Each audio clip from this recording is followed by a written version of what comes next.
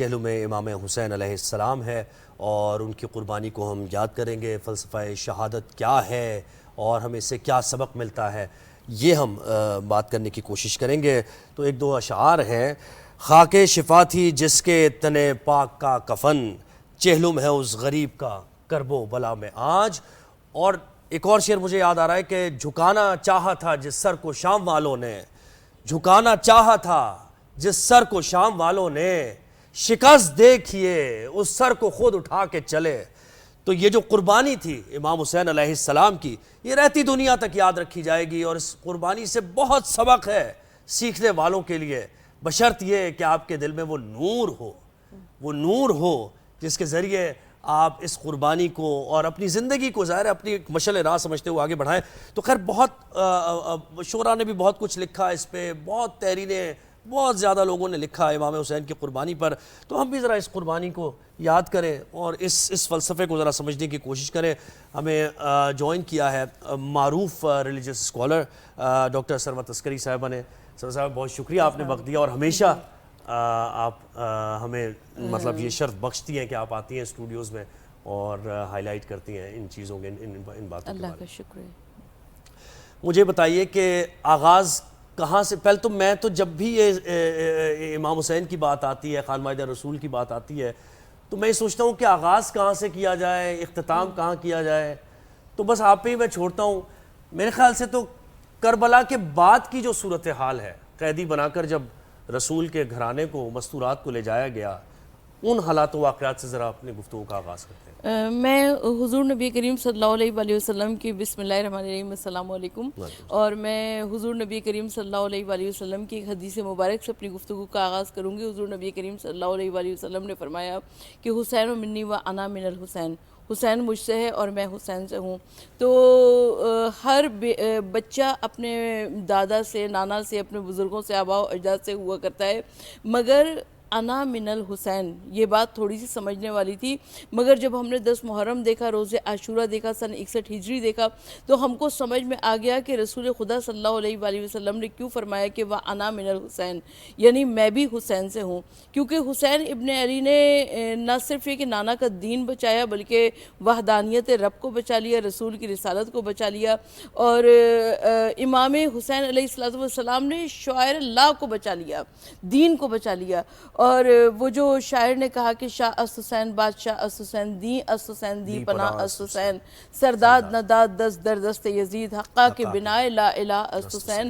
تو امام علی مقام نے مقتل کربلا میں اپنے نانا کے دین کو بچا لیا۔ تو ہم بجا طور سے آج بھی ہمارے بچے ہم سے یہ سوال کرتے ہیں کہ آج بھی تمام تر برائیاں موجود ہیں، تو امام حسین علیہ السلام کی اس عظیم قربانی کا فائدہ کیا ہوا؟ یعنی آپ نے اپنا سر بھی کٹا دیا، اپنا گھر بھی لٹا دیا۔ تو میں ناظرین کے لیے بتاتی چلوں کہ کوئی دور ایسا نہیں تھا کہ جس وقت ساری برائیاں موجود نہ ہوں، یعنی کوئی سوسائٹی ایسی نہیں تھی جو کہ محفوظ نہ ہو، مگر یزید کے دور میں پرابلم یہ ہو گیا تھا کہ وہ خلیفۃ المسلمین بھی اپنے آپ کو کہتا تھا، ساتھ میں شراب نوشی بھی کرتا تھا، وہ اپنے آپ کو ذمہ دار امت بھی کہتا تھا، اور وہ بدکاری بھی کیا کرتا تھا۔ یعنی امام علی مقام امام حسین علیہ السلام کی عظیم قربانی سے منکرات کی دنیا علیحدہ ہو گئی اور محرمات کی دنیا علیحدہ ہو گئی۔ یعنی اب جو بھی برائی کر رہا ہے وہ اپنے بیہاف پہ کر رہا ہے، وہ اسلام کا نام لے کر نہیں کر رہا ہے۔ اسلام کی دنیا الگ ہے اور منکرات کی دنیا الگ ہے۔ تو قیام واجب ہوا یعنی اس وقت امام پر۔ وہ جو میں نے آپ سے بات کی کہ کربلا کے واقعے کے بعد بی بی زینب کا کردار، اس پر ذرا اس کی روشنی ڈالیے، اور وہ جو صعوبتیں انہوں نے برداشت کی اس وقت، لیکن اس کے باوجود اس پیغام کو پہنچایا، اپنے بھائی کے اس مشن کو پہنچایا، اس پر ذرا سی دیکھیں آپ جو بات کر رہے ہیں کہ پیغام پہنچایا، وہ پیغام تو اتنی آب و تاب کے ساتھ پہنچایا۔ ابھی میں آپ کے اسٹوڈیو آ رہی تھی تو جگہ جگہ پہ ہمیں وہ ریلیاں نظر آ رہی تھی جو لبیک یا حسین کے جھنڈے لیے ہوئے، اور عورتیں اپنی گودیوں میں بچوں کو لیے ہوئے چھوٹے چھوٹے بچے چل رہے ہیں. یہ عشق اور جنون کی ایسی داستان ہے. جو جناب زینب کبریٰ سلام اللہ علیہ کا ہم پر احسان ہے کہ انہوں نے اس پیغام کو ہم تک پہنچایا. یا امام حسین علیہ السلام کی وہ قربانی مقتل کربلا میں ختم ہو جاتی, دفن ہو جاتی, اور یزید اس کے اوپر پردے ڈال دیتا. اور جب 28 رجب کو امام حسین علیہ السلام چلے تو مدینے کے بڑے بڑے افراد, سرکردہ افراد آئے تھے, اور انہوں نے کہا کہ فرزند رسول جاتے ہو تو جائے مگر بچوں اور عورتوں کو نہ لے کر جائیے. مگر امام علی مقام بہت اچھی طرح سے جانتے تھے کہ کسی بھی تحریک, کسی بھی پیغام, کسی بھی مشن کو آگے بڑھانے کے لیے عورتوں اور بچوں کی بہت ضرورت ہوا کرتی ہے. تو جناب سکینہ کا احسان ہے, اس لیے کہ جناب سکینہ سلام اللہ علیہ جو کہ زندان شام میں جن کی ننھی سی قبر بن گئی, اور جناب سکینہ نے اس طرح سے لوگوں تک, یعنی شام کے وہ افراد جو کہ بے خبر تھے, یعنی انہوں نے بنو امیہ کی حکومت دیکھی تھی, اور شام کے افراد تک رسول اللہ صلی اللہ علیہ وآلہ وسلم اور ان کے گھرانے کے فضائل پہنچائے نہیں گئے تھے. تو جناب سکینہ جو تھی زندان کے دروازے پہ کھڑی ہو جایا کرتی تھی, اور وہاں سے گزرتے ہوئے بچوں کو مخاطب کیا کرتے تھے. وہ بچے جو کہ اپنے گھروں پر جا کر اپنے بڑوں کو وہ باتیں سنایا کرتے تھے کہ وہاں زندان میں ایک چھوٹی سی بچی ہے جس نے ہم کو یہ باتیں بتائی ہیں. تو یقیناً اس طریقے سے کربلا کا پیغام آگے بڑھا, اور کربلا سے کوفہ اور کوفہ سے شام راستے کے جو واقعات ہیں, اور جس میں لوگوں نے بہت زیادہ دیکھا کہ کس طریقے سے جناب زینب سلام اللہ علیہ نے عظیم خطبات ارشاد فرمائے. اور دربار شام اور زندان شام میں میں زندان شام کا ایک منظر آپ کی سماعتوں کی نظر کرنا چاہتی ہوں کہ امام سید سجاد نے دیکھا کہ ان کی پھوپھی یعنی جناب زینب کبریٰ بیٹھ کر نماز کو ادا کر رہی ہیں. یعنی احکام شریعت اس گھر میں آئے ہیں, دین اس گھر میں آیا, ان سے زیادہ کوئی نہیں جانتا. مگر ایک مرتبہ انہوں نے امام سید سجاد نے پوچھا کہ پھوپھی اماں آپ بیٹھ کر نماز کو کیوں ادا کر رہی ہیں؟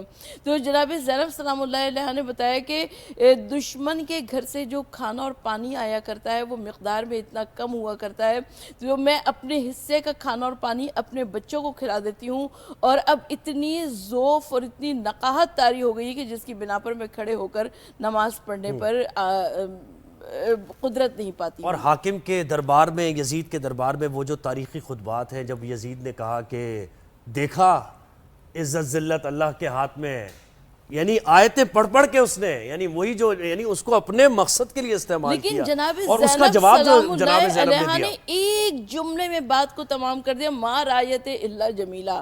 میں نے کربلا میں کچھ بھی نہیں دیکھا سوائے حسن اور جمال کے. میرا دل چاہتا ہے کہ میں پوچھوں کہ عباس کے بازو کٹ جانا کیا حسن و جمال تھا؟ کیا علی اکبر کے کلیجے پہ ابن انس کی ثنا لگ جانا کیا حسن و جمال تھا؟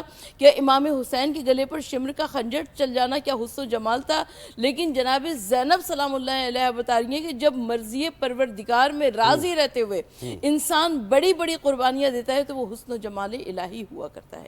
بالکل ایسے ہی ہے. اور امام سجاد کی جو اس میں, یعنی آپ دیکھیں نا کہ ایک ایسا جوان کہ جو جنگ سے پہلے یعنی تیاری کر رہا ہے کہ بابا ہم دیکھیں گے ان کو, مطلب ایک ایسا شجاع, اور اس کے بعد اتنا بڑا امتحان, اتنے بڑے امتحان سے گزرے کہ انہیں بتایا امام سجاد کو کہ بیٹا تمہارا کام کچھ اور ہے, اور پھر وہ انہوں نے جو, یعنی حیرت انگیز بات ہے, یہ انسانی عقل سے باہر بات ہے, ان کو قیدی بنا کے لے جایا جا رہا ہے, ان کی مستورات ساتھ ہیں, بے پردہ ہیں. جب امام حسین علیہ السلام رخصت آخر کے لیے آئے تھے تو امام حسین علیہ السلام نے سورہ الحمد کی تلاوت کی تھی, اور امام سید سجاد سے فرمایا تھا کہ بیٹا جہاد بالثنا ہم کر چکے, جہاد بالصبر تمہیں کرنا ہے. اور ہم دیکھتے ہیں کہ کربلا سے کوفہ اور کوفے سے شام تک امام سید سجاد گلے میں توق خاردار, ہاتھوں میں ہتھکڑیاں, پیروں میں زنجیریں, اور امام سید سجاد اپنے قافلے کے قافلہ سالار بن کر اس شان سے جا رہے ہیں کہ ماں بہنوں کا, نامحرموں کا مجمع عام ہے, اور سر پر جناب زینب سلام اللہ علیہ کے چادریں نہیں ہیں, مگر امام سید سجاد کو خدا نے منتخب کیا تھا اس امتحان کے لیے. بالکل ایسا ہی ہے.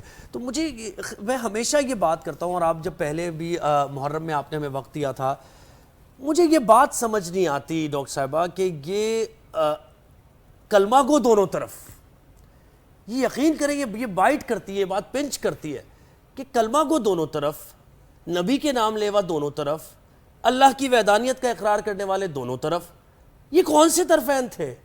وہاں کیا سمجھتی، یہاں کیا سمجھتی، یہ سمجھ سے بالا بات ہے۔ عجب مذاق ہے اسلام کی تقدیر کے ساتھ، قتل شبیر ہوا نعرہ تکبیر کے ساتھ۔ یقیناً یہ بہت زیادہ، یعنی اسلام کے ماتھے پر سیاہ کلنک کا داغ ہے، اس لیے کہ اتنا رسول خدا صلی اللہ علیہ وآلہ وسلم کے نواسے ہیں۔ اور جب دربار یزید میں امام سید سجاد کو جناب زینب کبریٰ سلام اللہ علیہ کو پیش کیا گیا تو روایت یہ بتاتی ہے کہ ایک عیسائی عالم وہاں پر موجود تھا اور اس نے کہا کہ مجھ میں اور حضرت عیسیٰ میں سینکڑوں برس کا واسطہ ہے، فاصلہ ہے، لیکن اس کے باوجود میری قوم کے لوگ میری پیروں کی خاک کو اپنی آنکھوں کا سرمۂ عقیدت بناتے ہیں، اور تم نے اپنے رسول کے نواسے کو قتل کر دیا۔ تو یہ اتنی بڑی بات ہے، اور میں کیا عرض کروں، اس لیے کہ اسلام کی تاریخ کی بہت زیادہ نزاکتیں ہیں، بہت زیادہ باریکیاں ہیں۔ اچھا، اگر ہم اس پہلو کی طرف کہ واپسی ہو گئی خاندان کی، مولا سجاد وہاں پر رہ رہے ہیں، کیسے ترویج کی انہوں نے؟ یعنی کربلا کے واقعات کو کیسے اجاگر کیا؟ جب محرم آتا تھا تو کیا کرتے تھے امام سجاد؟ بی بی زینب کیا کیا کرتی تھیں؟ یہ خاندان کیسے بتاتا تھا کہ دیکھو اتنا ظلم ہوا نبی کے ساتھ، ان کی آل کے ساتھ، جو ہم تک یہ پہنچا ہے؟ امام سید سجاد جب لوٹ کر مدینہ واپس آئے تو امام سید سجاد نے، اچھا جناب زینب سلام اللہ علیہ نے شام میں مجالس حسین کی بنیاد رکھی۔ اور پہلی مجلس بھی ذرا مجھے بتائیے، پہلی مجلس اگر کہا جائے کب ہوئی تھی، وہ کب منعقد کی گئی تھی؟ اچھا، پہلی مجلس تو امام حسین علیہ السلام کی ولادت سے قبل، یعنی اللہ کے رسول صلی اللہ علیہ وآلہ وسلم خانہ فاطمہ زہرا میں داخل ہوئے، اور اس وقت امام حسین علیہ السلام شکم مادر میں تھے، تو جناب فاطمہ زہرا وضو کر رہی ہیں اور روتی جا رہی ہیں۔ حضور نبی کریم صلی اللہ علیہ وآلہ وسلم نے فرمایا کہ فاطمہ، مجھے معلوم ہے کہ تمہارے شکم میں جو بچہ ہے وہ نہایت مظلومیت کے عالم میں شہید کیا جائے گا، مگر فاطمہ مرضی رب میں راضی رہو۔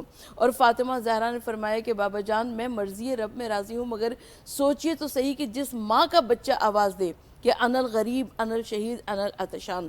اور ہم کو مجلس حسین، جب جناب امام حسین علیہ السلام کی ولادت ہو گئی تو جو بھی ملک تہنیت کے لیے اللہ کے رسول صلی اللہ علیہ وآلہ وسلم کے پاس آیا، اس نے تعزیت بھی کی کہ آپ کا یہ بچہ بے جرم و بے خطا کربلا کے مقتل میں شہید کیا جائے گا۔ اور اللہ کے رسول صلی اللہ علیہ وآلہ وسلم نے وہ واقعات کربلا جب جناب فاطمہ زہرا کو سنائے تو جناب فاطمہ زہرا روئیں، اللہ کے رسول صلی اللہ علیہ وآلہ وسلم روئے، پورا گھر رویا۔ تو مجلس حسین وہاں پر بھی برپا ہوئی، مگر واقعہ کربلا کے بعد امام حسین علیہ السلام کی شہادت کے بعد جناب زینب کبریٰ نے جب رہائی ملی ہے تو امام سید سجاد نے پوچھا کہ پھوپھی اماں، ہمیں وطن چلنا ہے یا کہ شام میں قیام کرنا ہے؟